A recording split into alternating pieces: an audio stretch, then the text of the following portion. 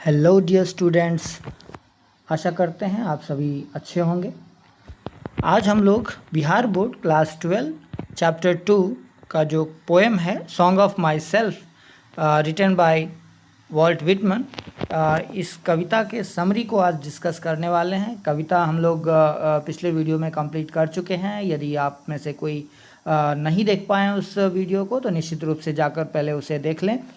और आज है समरी की बारी, तो चलिए हम लोग समरी स्टार्ट करते हैं। तो इस तरह से है समरी हमारी। Walt Whitman's song of myself is a famous poem that celebrates the beauty of life, nature and human equality. यहाँ पर कहा जा रहा है कि ये जो हमारे वॉल्ट विटमन साहब हैं, इनके द्वारा लिखी गई है सॉन्ग ऑफ माई सेल्फ। यहाँ पे वॉल्ट विटमन्स, यहाँ पे अपोस्ट्रोफी एस का प्रयोग हुआ है। अपोस्ट्रोफी एस का मीनिंग हो जाता है का, है ना। तो यहाँ पर जो है ये जो अपोस्ट्रोफी एस है, ये किसी का कुछ अगर है, जैसे हम लोग आमतौर पे बोलते हैं जैसे सोहन्स काव, यानी सोहन का गाय, है ना, सोहन की गाय। या फिर सीतास पेन, सीता की कलम, है ना। तो ऐसे करके ये का या की को दर्शाता है। तो यहाँ पर जो है Walt Whitman's song of myself, ये सॉन्ग ऑफ माई सेल्फ किनका है? वॉल्ट विटमन का है ना। तो वॉल्ट विटमन का लिखा गया है, इसीलिए इस तरह से अपोस्ट्रोफी एस करके यूज़ किया गया है। तो Walt Whitman's song of myself is a famous poem, ये बहुत ही फेमस पोएम कविता है, प्रसिद्ध कविता, that celebrates the beauty of life.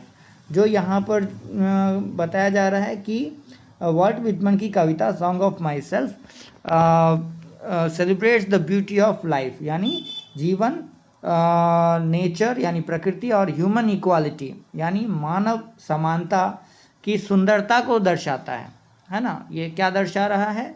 Beauty of life, यानी beauty of life, nature and human equality, यानी कि मानव समानता, नेचर यानी प्रकृति, और ब्यूटी ऑफ लाइफ यानी जीवन की सुंदरता को दर्शाया जा रहा है यहाँ पे, है ना। इन दिस पोएम, इस कविता में, the poet talks about himself, यहाँ पर ये जो पोएट हैं वो स्वयं के बारे में बात करते हैं, है ना। But self does not mean only one person. यहाँ जो आप देखेंगे यहाँ का पोएम में माई सेल्फ यूज़ हुआ है। यहाँ सेल्फ का मतलब ये नहीं है कि केवल एक व्यक्ति, यहाँ पर सेल्फ रिप्रेजेंट कर रहा है ऑल ह्यूमन बीइंग को, यानी जितने भी मानव जाति हैं हमारे, है ना, यानी मानव की पूरी जाति को दर्शा रहा है, पूरी मानव जाति, है ना। तो यहाँ पर it represent all human beings. Okay, चलिए आगे बढ़ते हैं। Whitman says that, Walt Whitman कहते हैं कि एवरी पर्सन इज़ इम्पॉर्टेंट, यानी एवरी पर्सन, प्रत्येक व्यक्ति जो है वो महत्वपूर्ण है, इम्पॉर्टेंट है, एंड कनेक्टेड और जुड़ा हुआ है टू नेचर यानी प्रकृति से। ही बिलीव्स, वे विश्वास करते हैं या मानते हैं कि that all people are equal, यानी सारे लोग जो हैं क्या हैं? इक्वल हैं, बराबर हैं। वेदर रिच और पुअर, चाहे वो अमीर हो या गरीब हो, स्ट्रॉन्ग और वीक, चाहे वो मजबूत हो, ताकतवर हो या कमज़ोर हो। The poem teaches us to respect every individual, यह कविता हमें हर एक व्यक्ति, प्रत्येक व्यक्ति जो है उसके सम्मान करने की शिक्षा देता है ना। The poet also expresses his love for freedom and individuality. Individuality का मतलब क्या हुआ? इंडिविजुअलिटी का मतलब हुआ व्यक्तिगत पहचान, है ना। तो जो कवि हैं हमारे व्यक्त करते हैं हिज लव यानी अपना प्रेम, फॉर फ्रीडम किस लिए?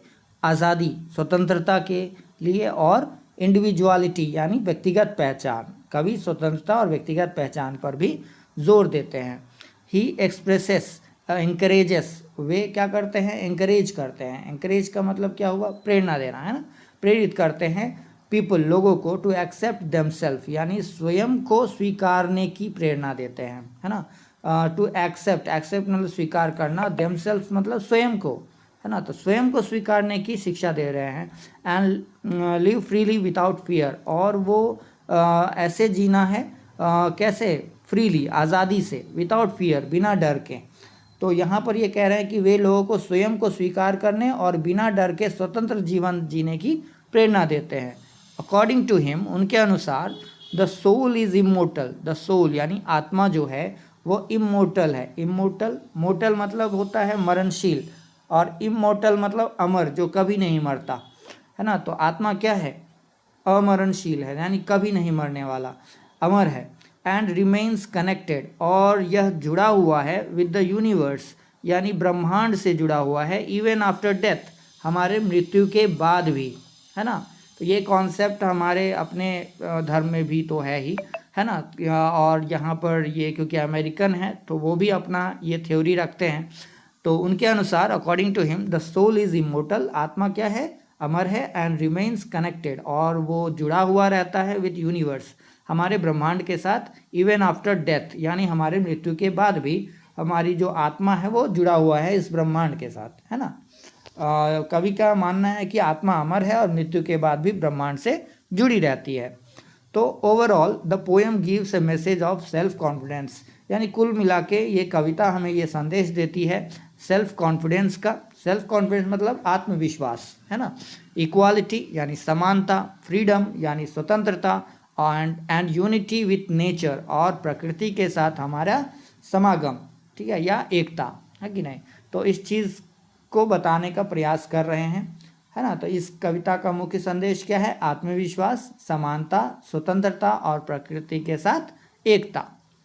तो इस तरीके से ये हमारा कविता का जो समरी है वो यहीं पे समाप्त होता है। आशा है ये समरी आपको अच्छे से समझ में आया होगा। अगर इसमें कोई डाउट रह जाता है तो आप निश्चित रूप से हमें कमेंट में पूछ सकते हैं। और इस तरह के और भी वीडियोस के लिए हमारे चैनल को लाइक करें, सब्सक्राइब करें और शेयर करें। बहुत बहुत धन्यवाद आप सभी का। आगे भी हम इस तरह के वीडियोस लाते रहेंगे, आपका सपोर्ट मायने रखता है। धन्यवाद।